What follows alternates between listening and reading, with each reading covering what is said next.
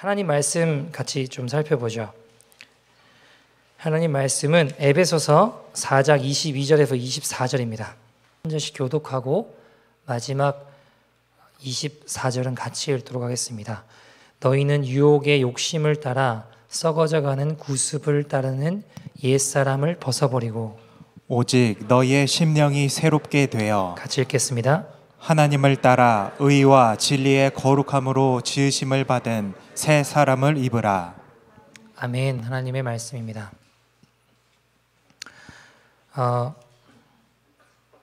제가 최근에 또 깨닫게 된 건데 뭐였냐면 저랑 아내가 조금 슬림한 편이에요. 근데 이제 아내는 원래는 많이 먹었어요. 제가 한국에 결혼하러 한국 갔을 때 아내를 만나서 식당을 가는데 진짜 많이 먹더라고요. 되게 깜짝 놀랐어요. 되게 많이 먹는구나. 아, 그렇구나. 이제 그렇게 생각을 했거든요. 근데 결혼을 하고 같이 살다가 어느 날 보니까 밥 공기가 반에 반 공기, 제가 먹는 양으로 똑같이 먹고 있는 거예요. 어느 날 보니까. 저는 원래 많이 안 먹어요. 그러니까 가리는 음식은 없는데 이제 많이 안 먹고 조금 먹는 편인데 되게 많이 먹던 사람이었는데 어느 날 보니까 저랑 밥 공기가 똑같이 되게 조금밖에 안 먹고 있는 거예요. 그래서 이게 제가 아내를 닮아서 같이 많이 먹었어야 되는데 이게 반대로 이제 아내가 저를 닮아가지고 점점 적게 먹게 된 것 같아요. 제가 처음에 결혼을 하고 아내가 이제 음식을 해줬는데 뭐 먹고 싶냐고 물어보면 저는 이제 항상 빨리 되는 거 이제 달라고 빨리 되는 거 달라고 하는데 이제 요리를 하다 보면 시간이 더 갈 수도 있잖아요. 그래서 이걸 먹는데 처음 먹었는데 제가 느끼기엔 좀 싱거웠어요. 제가 뭐 반찬 투정하고 이런 사람은 아닌데 다 아무거나 특별히 잘 못 먹는 거 잘 먹거든요. 근데 좀 싱겁게 느껴졌어요. 그래서 이상하게 나 좀 싱겁게 느껴집니다라고 이야기하니까 전혀 싱겁지 않다라는 거죠, 아내 이야기는. 근데 이제 알고 보니까 뭐냐면 제가 이제 결혼하기 전에 계속 바깥 음식에 길들여져 있다 보니까 뭐 식당 가서 먹고 바깥 음식 계속 먹다 보니까 MSG에 중독이 MSG를 하도 많이 먹다 보니까 그 맛에 길들여진 거예요. 그러니까 간이 아주 세야지 이게 음식 맛을 좀 느끼는 상황이 되는 거죠. 그러니까 아내가 요리를 해준 게 그게 엄청 싱겁다거나 그런 게 아닌데 제가 그렇게 느껴지는 건 뭐예요? 바깥 음식에 길들여진 거였죠. 근데 지금은 이제 시간이 지나고 아내가 해주는 음식을 이렇게 먹다 보니까 지금은 싱겁다고 느껴지지 않고 잘 맛있다라고 잘 생각하고 잘 먹고 있어요. 사람은 보니까요, 그 환경이나 상황에 따라서 많이 변화되고 바뀌더라고요. 제가 단 음식을 계속 먹으면요, 단맛에 길들여지더라고요. 제 몸도 그렇게 변화되겠죠. 자꾸 단 것만 자꾸 먹다 보면 단맛에 길들여지고 몸은 안 좋아지겠죠. 뭐 당이 생긴다거나 뭐 당뇨가 생긴다거나 아무튼 그럴 수도 있겠죠. 어쨌든 저는 이제 매운 음식을 좋아해요. 근데 문제는 매운 음식을 먹을 때 땀을 엄청나게 막 비 오듯이 많이 흘려요. 고춧가루 조금만 들어간 건 먹어도 땀이 많이 나요. 몸에 이상이 있어서 그런 건 아닌데 이상하게 어릴 때부터 그랬어요. 그래서 매운 음식을 제가 먹으면 사람들이 싫어하는 줄 알아요. 땀을 너무 많이 흘려서. 근데 좋아하는데 그걸 이제 땀을 많이 흘리니까 조금 왜 그런지 모르겠어요. 근데 이제 그렇게 먹고 지냈던 것 같아요. 여러분, 제가 보니까 음식이라고 하는 거는 몸에 좋은 음식일수록 맛있진 않더라고요. 몸에 좋은 음식일수록 뭐 쓰거나 아니면은 달거나 맛있진 않더라고요. 근데 이제 몸에 안 좋은 음식은 어때요? 아주 맛있게 불량식품 같은 거 참 맛있잖아요, 그죠? 근데 몸이 안 좋게 되죠. 자, 어쨌든 제가 드리고 싶은 이야기는 뭐냐면 우리 몸도 음식에 따라서 변화하고 바뀌더라는 거예요. 우리 환경, 음식에 따라서 우리의 신체도 우리의 몸도 거기에 맞게끔 길들여지고 변화되고 바뀐다라는 것입니다. 여러분, 교회를 다니면서 가장 중요한 게 뭘까요? 교회를 다니면서 가장 중요한 거, 여러 가지 것들이 있을 수 있습니다. 교회를 다니면서 중요한 부분들이 있죠. 교회 다니고 지옥 가는 게 세상에서 제일 불행한 거라고 생각하거든요. 근데 많을 겁니다. 그게 이제 안타까운 일인데, 어쨌든 교회 다니면서 제일 중요한 것 중에 하나는 변화라고 생각해요. 예수님 닮아가고, 내가 죽고 예수님 살아가고, 가치관이 변화되고, 생활의 삶의 태도와 죄악된 습관이 끊어지고, 이렇게 변화되는 삶, 예수님 닮아가는 삶, 변화가 굉장히 중요한 것 중에 하나인 것 같아요. 음식을 따라서 우리 몸이 변하듯이 예수를 정말 믿으면 반드시 변화됩니다. 예수를 믿고 신앙생활 하는데 가장 중요한 것 중에 하나가 바로 변화입니다. 내가 교회를 다니고 신앙생활을 하는데 내게 아무런 변화가 없다. 그럼 그 믿음과 신앙을 점검해 보아야 됩니다. 왜요? 가짜일 수 있습니다. 나는 믿음이 있다라고 착각하고 있을 수 있습니다. 정말 믿으면 반드시 변화됩니다. 나 믿음 알아요. 그거 성경 알아요. 여러분, 진짜 안다면 사는 게 믿음이에요. 근데 이게 머릿속으로만 안다 하는데 내 삶은 바뀌지 않아요. 그럼 사실은 모르는 거예요. 모르는 거예요. 진짜 안다라는 표현은, 성경에 안다, 야다라는 표현은 경험할 것을 안다라는 표현입니다. 그러니까 예수를 믿으면 제가 다른 건 개런티 할 수 없지만 반드시 변화된다. 이건 반드시 개런티 할 수 있어요. 여러분, 정말 믿으면 반드시 변화됩니다. 속사람이 거듭나고 우리의 죄악된 습관이 끊어지고 변화되고 가던 길을 돌이키게 돼요. 가치관이 변화되게 됩니다. 2021년도 올 한 해를 되돌아보면서 우리가 한번 생각해 보면 좋겠어요. 어떤 모습이 우리에게 변화되었는지 되돌아봅시다. 예수를 믿고 내 삶이 어떻게 변화됐는지를 되돌아봅시다. 십자가 교회에 와서 신앙생활을 하면서 내 삶이 어떻게 변화되었는지를 생각해 봅시다. 변화는, 예수를 믿고 변화되는 건 급진적인 변화를 나타내기도 합니다. 레디컬해요. 굉장히 복음이라고 하는 건. 제가 예전에 한두 번 말씀드렸던 것 같은데 필리핀이라는 데 잠깐 있었어요.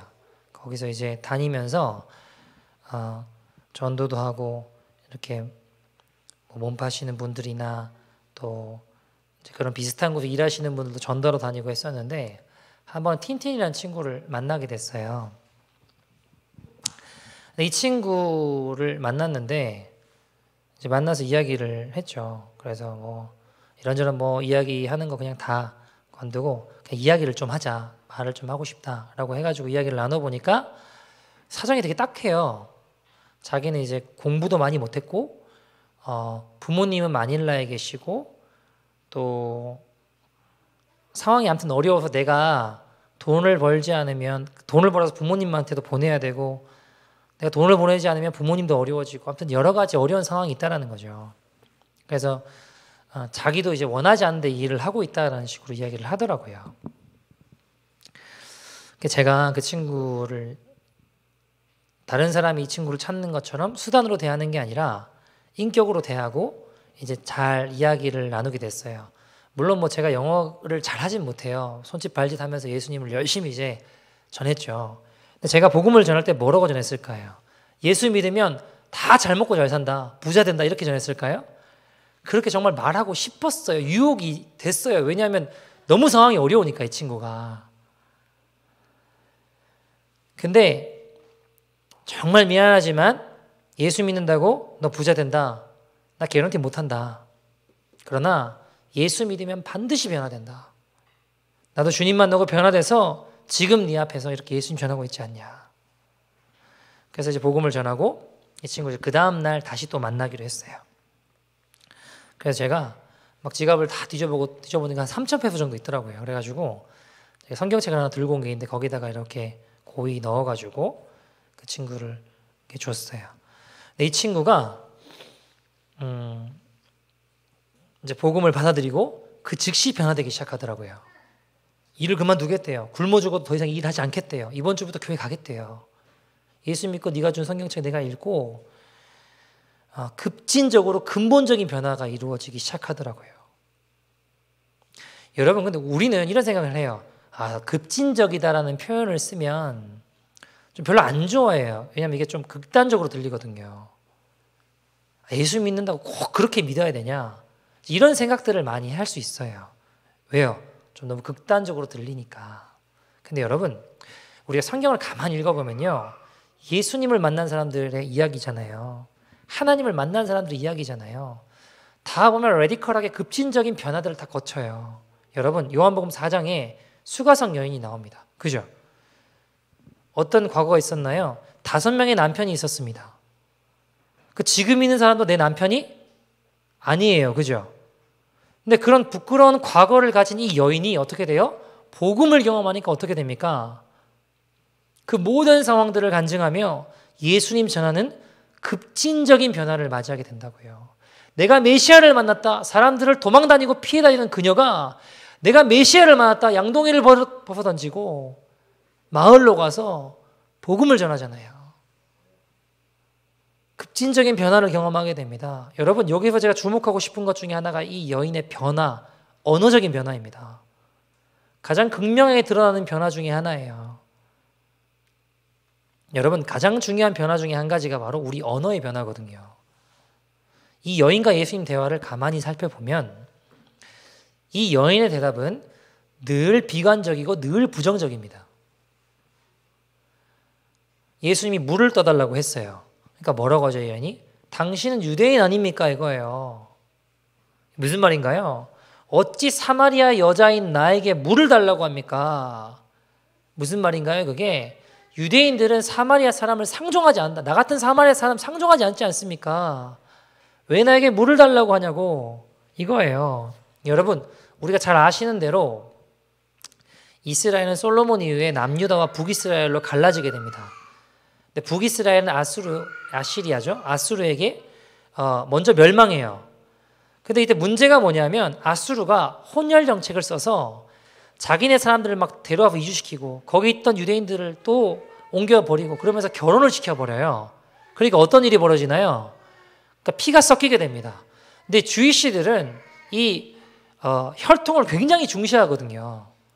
근데 이 피가 섞이니까 이제 유대인들이 이 사마리아 여인들을, 사마리아 사람들을 나쁘게 표현하면 개, 돼지 취급하는 거예요.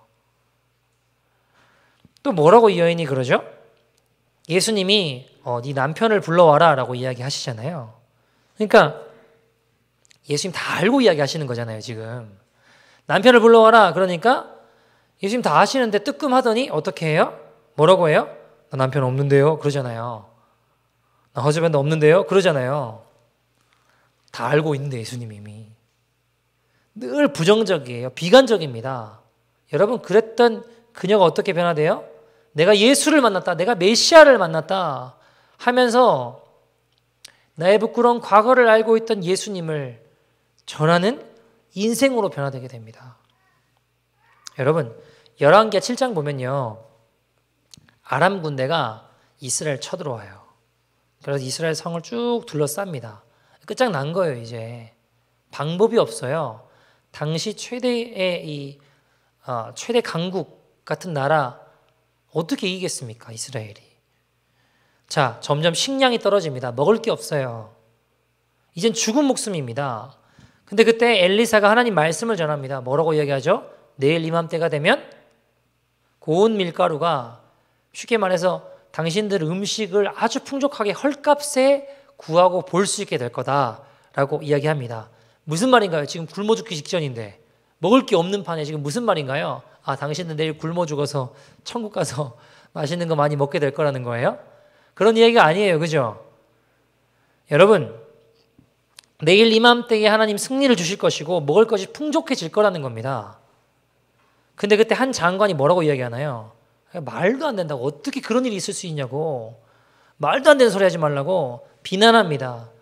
여러분, 그 말 때문에 어떻게 되나요? 엘리사가 뭐라고 하죠? 너는 그 일을 볼 거야. 똑같이 다른 사람과 똑같이 볼 거야. 근데 넌 그거 못 먹게 될 거야. 무슨 말인가요 이게? 여러분, 그날 저녁에 어떤 일이 벌어지죠? 나병 환자 레퍼러시들이 4명이 성 밖에 살다가 이래 주거나 저래 주거나 어차피 먹을 거 없다, 적군한테 투항이나 하자 하고 갔는데 하나님이 그날 역사를 일으키셔서 아람 군대가 다 먹을 것 전리품 다 내버려 두고 다 도망가게 돼요. 그죠?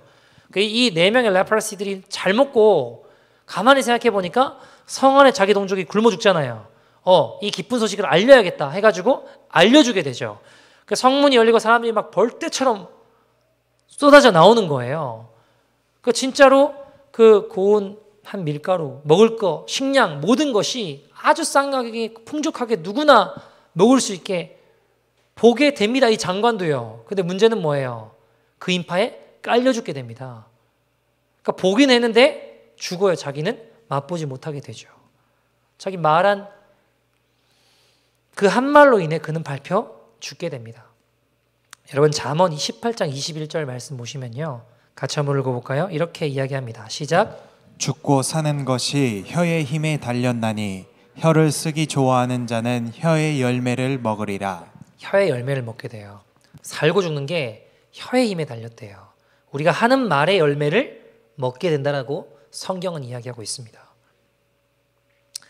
제가 아는 한국의 어떤 한 성도님이 굉장히 귀한 헌신이 어마어마해요. 대단한 분입니다.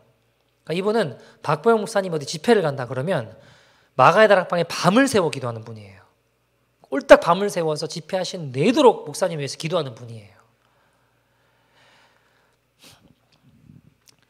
예전에 인천 마가의 다락방이라는 그 기도원이 막 다 허물어져 갔어요. 막 비가 새고 구멍 뚫리고 하는데 다 무너져가는 건물일 때 목사님 그렇게 유명하지 않으셨거든요. 이게 다 무너질 판이니까 이분이 얼마나 헌신했냐면 자기 집을 팔아서 헌금해가지고 그거 공사하고 새로 짓는 데를 도왔다고요.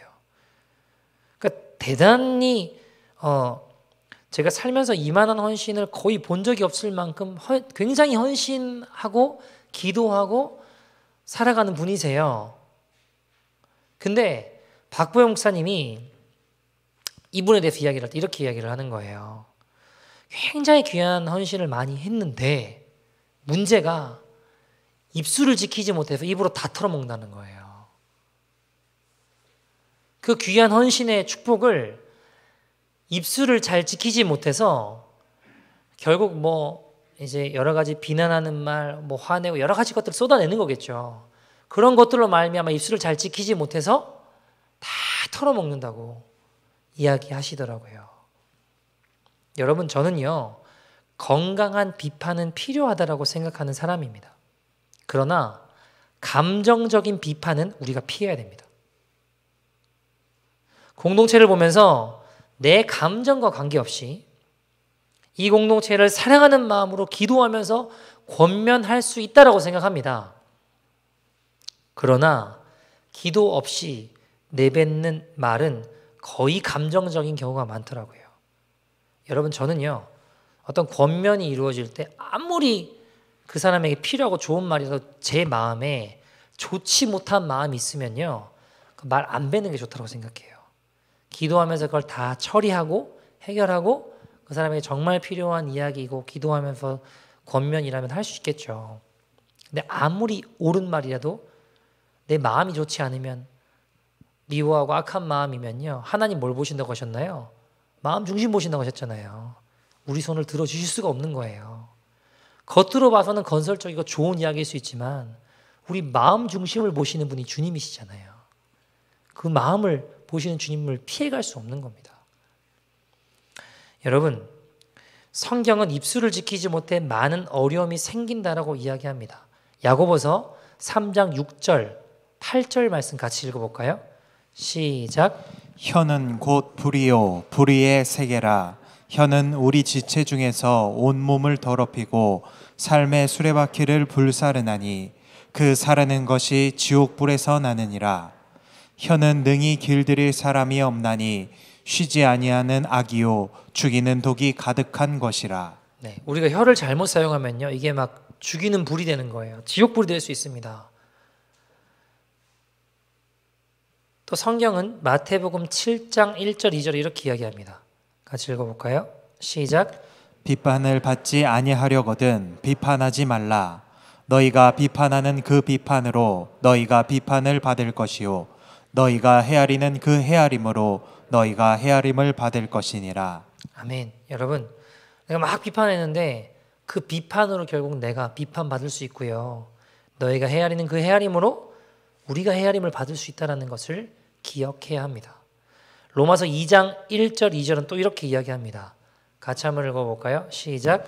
그러므로 남을 판단하는 사람아 누구를 막론하고 내가 핑계하지 못할 것은 남을 판단하는 것으로 내가 너를 정죄함이니 판단하는 내가 같은 일을 행함이니라. 이런 일을 행하는 자에게 하나님의 심판이 진리대로 되는 줄 우리가 아노라. 아멘. 여러분, 제가 드리고 싶은 것 중에 하나는 변화에 대한 이야기를 하고 있는데요, 거듭남의 시작은 입술부터 변화되는 것 같아요. 그래서 여러분, 우리가 시편 141편 3절에 보면 입술에 뭐를 세워달라고 기도하나요? 같이 읽어볼까요? 시작. 여호와여 내 입에 파수꾼을 세우시고 내 입술의 문을 지키소서. 입술에 뭐를 세워달라고요? 파수꾼이요. 주님, 내 입술에 파수꾼을 세우시고 내 입의 문을, 입술의 문을 지켜주시옵소서. 이렇게 기도하며 나아가는 겁니다.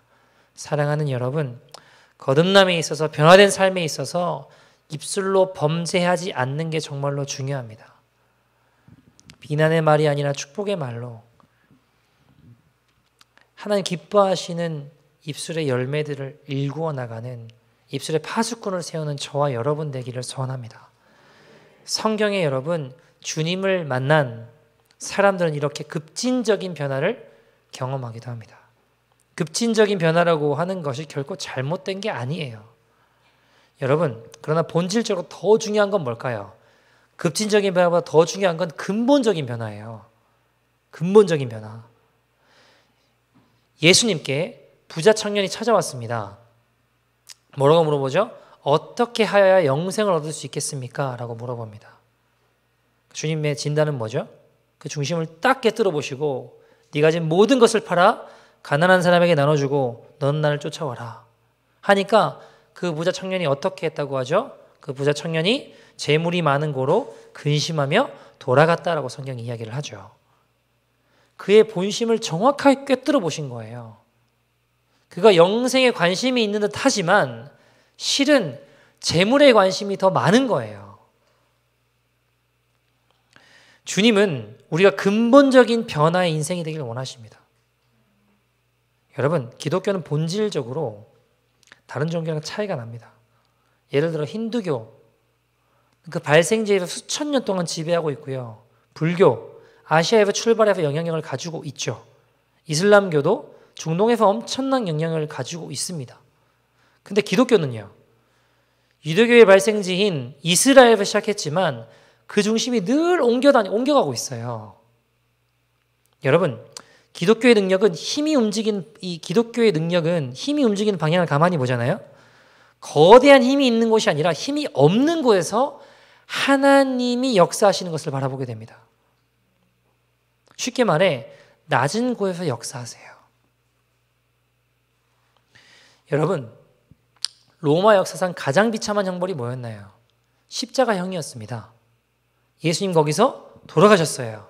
비참하게 패배하신 것 같지만 그것이 진정한 승리입니다. 여러분, 성경은 끊임없이 이야기합니다. 뭘 이야기하나요? 십자가에 대해서 이야기를 해요. 여러분, 제가 오죽했으면 교회 이름 뭘로 지었어요? 십자가교회라고 지었잖아요. 토론토 십자가교회. 우리 힘의 근원은 십자가입니다. 바울도 뭐라고 이야기합니까? 내가 자랑할 건 그리스도의 십자가 외엔 없다. 나는 십자가만 자랑하노라. 나의 자랑은 오직 십자가밖에 없다라고 이야기합니다. 사랑하는 여러분, 교회가 왜 지탄을 받을까요? 왜 지탄을 받고 왜 타락했다 소리를 들을까요? 교회가 십자가를 자랑하는 게 아니라 세상의 힘의 논리를 자랑하기 시작해서 그런 거 아닙니까? 낮은 곳으로 흐르고 있는 십자가 복음이 어느새 마음이 이 높은 곳만 지향하고 있는 겁니다. 변화되어야 되는데 변질되고 있는 거예요. 사랑하는 여러분, 예수를 믿으면 가치관이 반드시 변화됩니다. 제가 처음 주님 만나고 너무 좋았어요. 하나님 정말 살아계신 거예요. 너무 기뻤습니다. 그런데 문제는 이제 제가 지금까지 살아왔던 삶의 방식, 삶의 태도를 버리고 새로운 사람이 되어야 되는데 오늘 말씀처럼 옛사람을 벗어내고 새 사람을 거룩하게 된 새 사람을 입어야 되잖아요. 근데 이제 어떻게 해야 될지를 잘 모르겠는 거예요, 제가. 야, 지금까지 살아온 대로 살면 안 돼. 이건 알겠어요. 근데 이제 새 사람을 입으라고 하셨는데 어떻게 해야 될지 잘 모르겠는 거예요. 근데 그때 너무 감사했던 게 저보다 한 살 많은 형이었는데 만나게 된 형이 한 명 있었어요. 그 전에 제 삶은 굉장히 이 삶이 이율배반적이었습니다. 학교의 모습과 교회의 모습은 굉장히 달랐어요. 전혀 다른 사람으로 살았습니다. 교회 가서는 그래도 부모님도 계시고 어느 정도 적당히 이렇게 맞춰줄 수 있지만 학교로 오면 어떨까요? 죄송해요, 표현이 그냥 삶이 개차반이었습니다. 정말 엉망진창이었습니다. 근데 문제는 뭐냐면요, 그게 잘못된지도 몰랐어요. 또 가르쳐주는 사람도 없었고 입술부터 변한다고 했잖아요. 어떻게 아무튼 욕도 아무튼 한 문장 안에 욕이 안 들어가면 대화가 안 됐어요. 왜 그런지 모르겠어요. 저도 지금 생각하면. 근데 그게 그냥 친구들 사이에 자랑이었고 친구들 사이에 하는 대화 형태였던 것 같아요.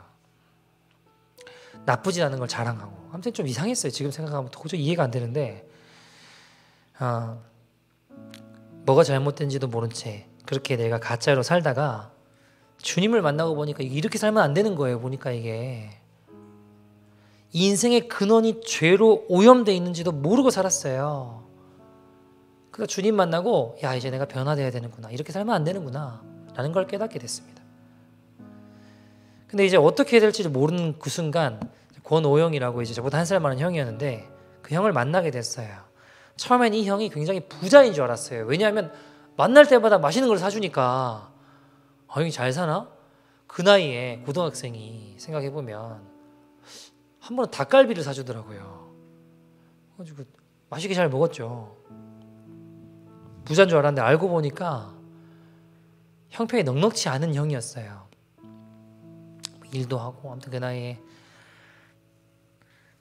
근데 이제 환경을 알고 보니까 어머니는 어릴 때 도망가셨고 아버지는 장애인이고 남동생 하나 있는데 어릴 때부터 늘 싸움박질에 아무튼 방황하고 있는, 자꾸 들락날락하고 이제 좋지 못한 것에 들락날락하고 굉장히 삶이 불안정한 형이었죠.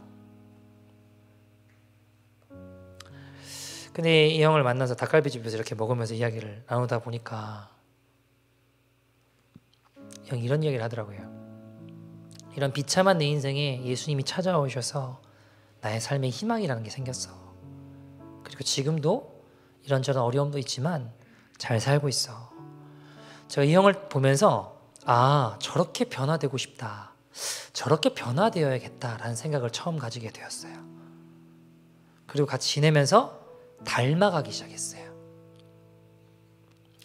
이 형이요, 사실 외모로 보면 키도 조그맣고 되게 볼품없어요. 사실은 그냥 보기에는. 근데 이 사람 안에 있는 작은 예수를 보게 되었어요. 참 예수님 같다라는 생각이 많이 들게 되었던 것 같아요. 학교에서 반장도 하고 리더십도 있고 늘 주변의 사람들이 이 형을 따랐어요. 좋아했어요. 그런 집안 환경이나 아픔이 있다라고는 전혀 느껴지지 않았습니다. 그리고 이 형은 복음을 전하며 예수님 전하며 귀하게 살아가는 형의 모습을 보게 되었습니다. 이 형은요, 비참한 과거에 묶여있는 인생이 아니라 예수님 안에서 변화되어 자유한 인생이었습니다. 진정한 변화, 여기서부터 변화된 삶을 살아가더라고요. 그것이 저는 그리스도인의 길이라고 생각합니다. 제가 알고 있는 한 자매가 있는데요. 이 자매는 초등학교 교사예요. 음악 선생님이기도 했지만 어쨌든 초등학교 교사인데, 야, 초등학교 교사 진짜 좋더라고요. 왜냐하면 중고등학교는 뭐 여름에 보충 수업이다 뭐다 있잖아요. 학교도 일찍 끝나죠. 겨울에 여름방학 한국 길잖아요. 겨울방학 길잖아요. 일 안 해도 월급 따박따박 나오죠. 여름 겨울만 되면 아주 그냥 전 세계를 여행 다녀요. 보니까 이 방학 때마다 놀러 다니고, 누구나 꿈꾸는 삶 아닙니까? 고난도 없고 아픔도 없고 그냥 깔끔한 삶 원하잖아요. 근데 이 자매에게 아직 결혼도 안 했는데 유방암이 걸렸어요. 임파선으로 전이가 됐어요. 왜 이런 고난이 닥치냐고요.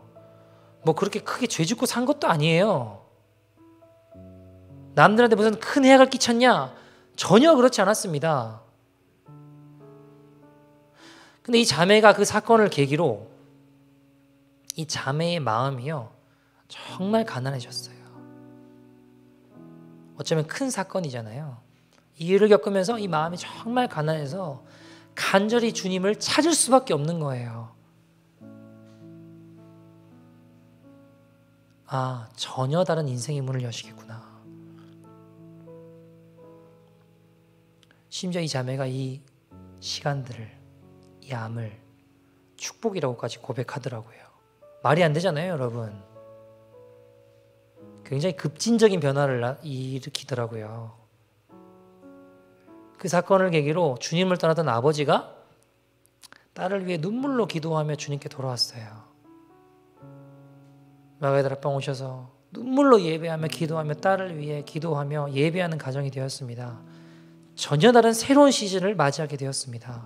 여러분, 이 자매가 바뀐 게 뭘까요? 기도하는데 주님이 그런 말씀 하시더래요. 사랑하는 딸아, 이제 너를 위해 살지 말고 나를 위해 살아라. 이제 네 자신을 위해 살지 말고 나를 위해 살아라. 이 자매가 그 음성을 듣고 펑펑 울고 회개하며 기쁨의 눈물로 주님 앞에 나아가는 거예요. 그래서 암에 걸린 이 시간이 축복이라고 고백합니다. 하루하루 얼마나 소중하게 사는지 몰라요. 전혀 다른 가치관을 가지고 살아가는 인생이 되었습니다. 왜요? 내가 지금도 항암치료했지만 오래 살지 못할 수 있다라고 생각을 가지고 살아요. 나 오래 못 살 수 있어 라는 생각을 가지고 하루하루 산다고요. 그러니까 하루하루 주님께 귀한 시간을 올려드린 인생이 되는 거예요. 사랑하는 여러분, 말씀 맺습니다. 올 한 해 이제 저물었습니다. 5분 남았습니다. 2021년 새로운 한 해 시작되죠. 근데 만약 여러분, 우리 인생이 2021년이 끝나는 것처럼 그냥 정말 다 끝나버리는 거라면 여러분, 남은 시간 동안 무엇을 하며 사시겠습니까? 아, 내게 시간이 얼마 남지 않았구나 라는 생각을 가지고 이 자매가 인생을 사니까요, 전혀 다른 인생을 살더라고요. 주님이 나의 삶을 드리기 위해 거룩하게 시간을 올려드리더라고요. 낭비하지 않더라고요. 헛된 데 쓰지 않더라고요. 하나님 기쁨이 되려고 자기 삶을 드리더라고요.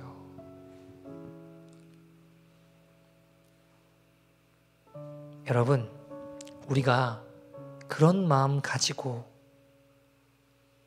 내년 한 해를 시작했으면 좋겠습니다. 유혹의 욕심을 따라 썩어져가는 옛사람의 모습을 벗어버리고 우리 예수님 닮은 새 사람을 입어 내년 2022년은 가장 급진적이고 본질적인 변화의 주인공으로 살아가는 저와 여러분 되기를 간절히 소원합니다. 마지막으로 한 번만 기도하고 마치죠. 하나님, 나는 죽고 예수로 살아가는 2022년도 되기를 소원합니다. 속사람이 변화되고 입술로 범죄하지 않는 인생 되기를 소원합니다. 주님, 우리의 입술부터 하나씩 하나씩 예수님의 형상으로 변화되는 새해가 되게 하여 주시옵소서. 유혹의 욕심을 따라 썩어져가는 옛사람의 모습을 다 벗어버리고 우리 예수님 닮은 새 사람 입는 믿음의 인생 되게 하여 주시옵소서.